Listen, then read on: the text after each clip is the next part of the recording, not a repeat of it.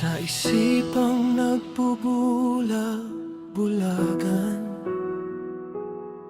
katotohanang pinagtatakpan. Mga mata'y dilat, ngunit ayaw tumingin. Mga labi tahimik sa kasinungaling, ang malinaw rin napapakinggan.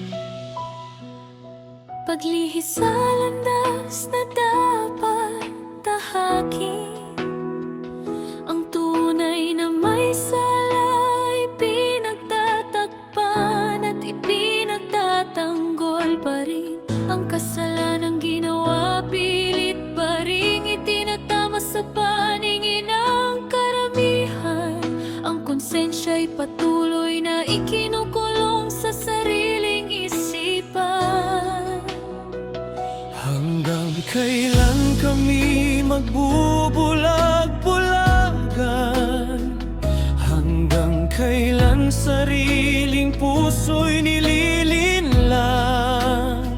Sa bigat ng katotohanang di maaming, kaluluwa'y unti-unting sinasakal, ginagapos sa kadiliman.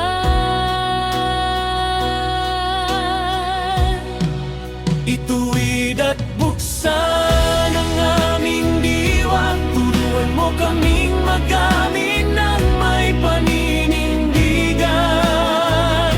Sa makatao at makadiyos na karunungan, dalhin mo kami sa tunay na katotohanan.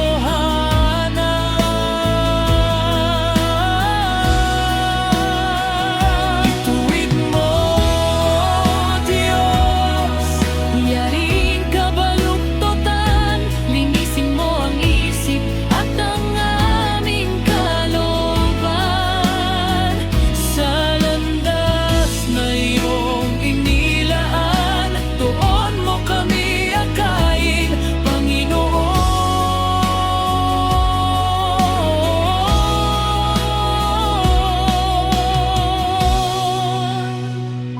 Hindi sapat ang pagtatanggol sa kamalian, kung ang hustisya'y tahimik at umaayon sa mga mapanlinlang. Ang pag-amin ay hindi kahinaan, kundi simula ng bagong kalayaan. Sa pagharap sa sariling kasalanan, may paghilom na naghihintay sa puso't isipan.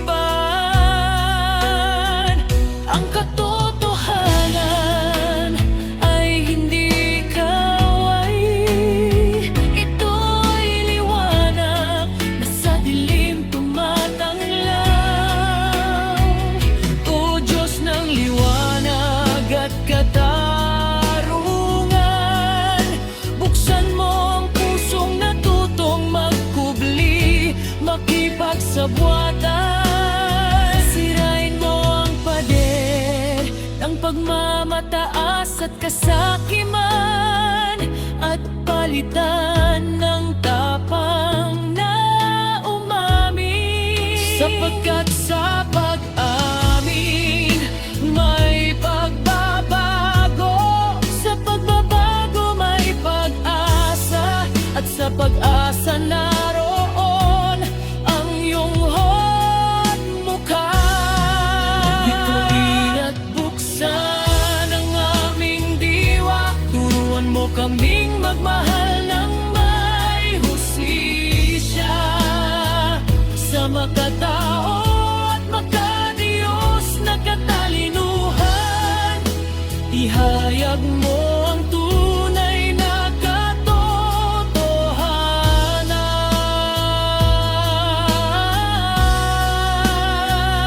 Ituwid mo, Diyos, yaring kabaluktutan, dalhin mo po kami sa banal mong daan.